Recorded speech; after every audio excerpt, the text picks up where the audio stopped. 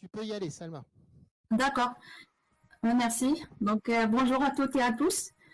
Donc, je m'appelle Selma Bensmaï, étudiante au master à calcul haute performance simulation à l'université de Perpignan.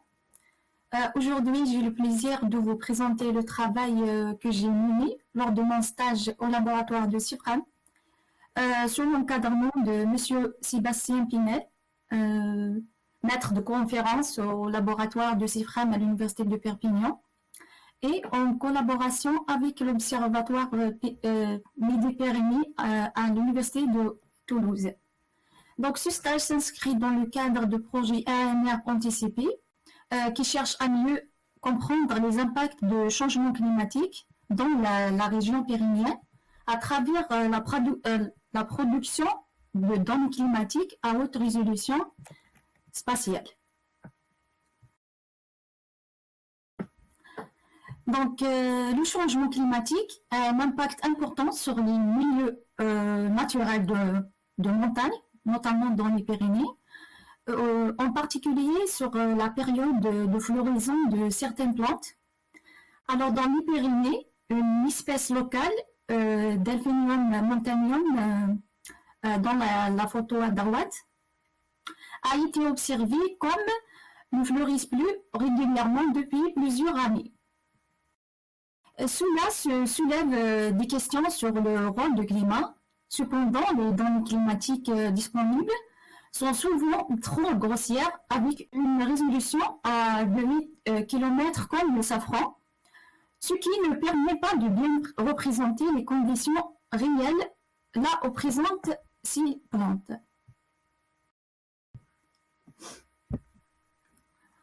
Alors, donc, on cherche à savoir si l'absence de floraison observée dans certaines zones, donc ici on s'intéresse à 3 zones dans les Pyrénées, Moed et Valter.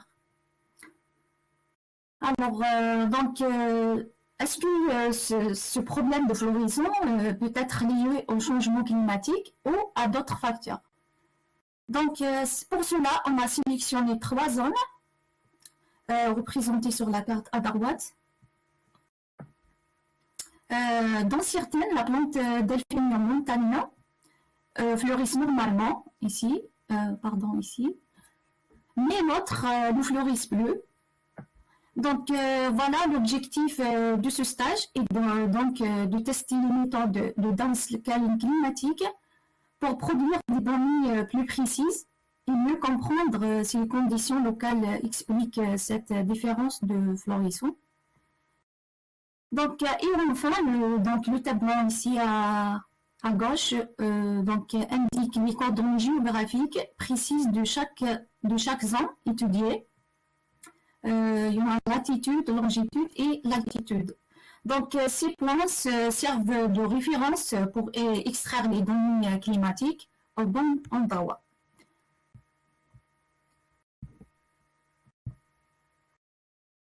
Donc ici, je présente le schéma global du processus de downscaling. On commence par récupérer plusieurs types de données sur les Pyrénées. Donc, on a récupéré plusieurs types tels que le safran, la topographie, un modèle linéaire de terrain. Ça sert à extraire les topographiques de chaque point dans les zones et des observations in situ des stations de validation. Pardon.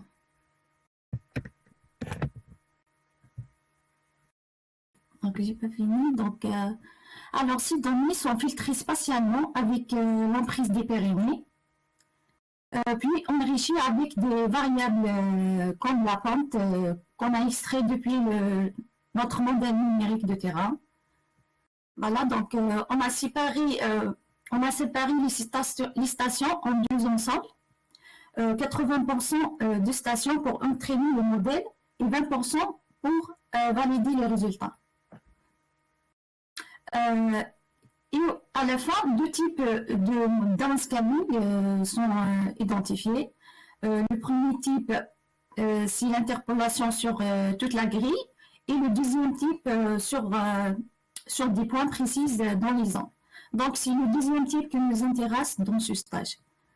Après, donc, les résultats sont ensuite extraits sur 3 stations étudiées pour faire enfin l'analyse.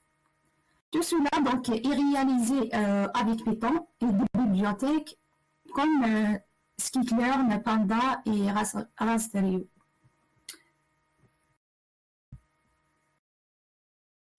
Donc, pour notre étude, on utilise 3 sources de données, comme on a déjà parlé. Donc, les données Safran à 8 km de résolution sur la période 1990 à 2025 plus tard. Un modèle linéaire numérique à 30 mètres de résolution pour dériver la pente, l'exposition. Et des données météo in situ de stations extraites, voilà, comme montre la figure à droite.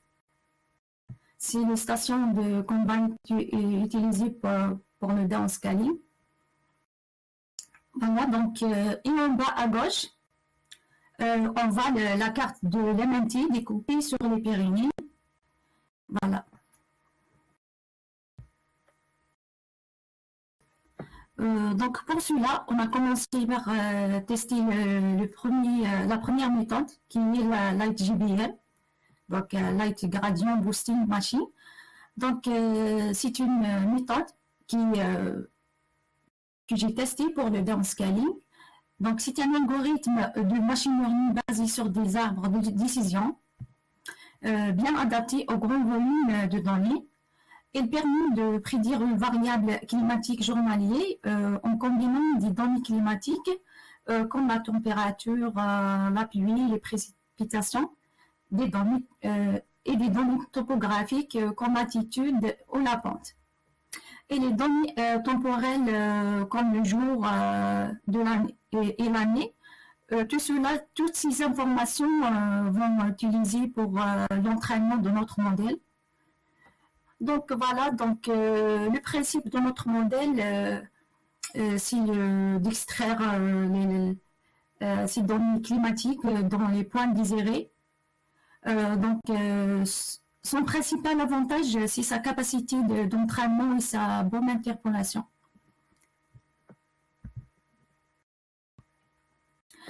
Donc le fonctionnement repose sur un principe d'approximation successive. On commence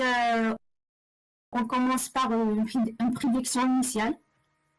Donc voilà, là le modèle prédit on s'intéresse à la température maximale. Donc le premier modèle initial fait la moyenne des observations in situ observées pour prédire la température. Après, et puis chaque itération, un arbre de décision vient apporter une correction qu'on appelle une contribution pour améliorer la prédiction. Donc chaque arbre apprend à corriger les erreurs des autres arbres, comme indiqué ici. Et au final, on prédit la température maximale.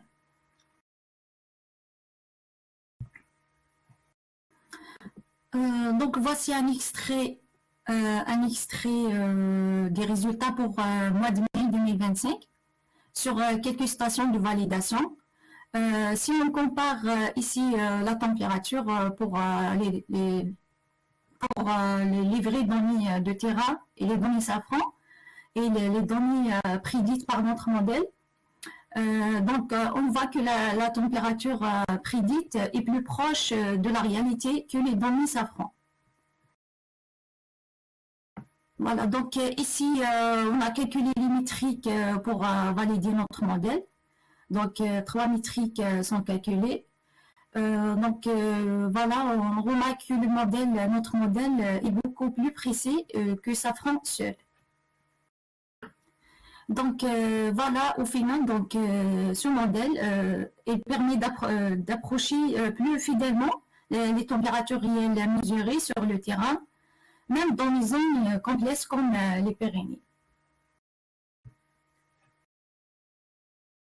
Voilà donc ce graphique à gauche montre la corrélation entre les températures observées et celles prédites par le modèle. Donc, on voit que les points sont bien alignés avec la diagonale noire. Cela montre une bonne précision de modèle. Ici, à droite, on a les séries temporelles des températures maximales journalières sur une station dont l'identifiant ici, donc pour l'année 2000. Donc, la courbe rose correspond aux observations réelles. La courbe bleue au modèle Light GBM et la verte, c'est le modèle Safran. Donc, on voit que la courbe de modèle suit bien les observations, beaucoup plus que les données Safran. Voilà. Donc, cela montre que notre modèle permet de mieux reproduire l'évolution réelle de la température maximale jour par jour. Donc ici, on voit les variables qui influencent le plus la prédiction de la température maximale. Donc la température de Safran est la plus importante, suivie par les données temporelles comme le jour, l'année, voilà. Donc l'attitude et l'idée de la station permettent d'intégrer les effets locaux. Et voilà, des variables comme la pente, l'attitude, la longitude ont un impact plus faible, mais quand même, il aide à affiner la prédiction localement. Donc, tout cela montre comment le modèle utilise différentes informations pour améliorer les résultats.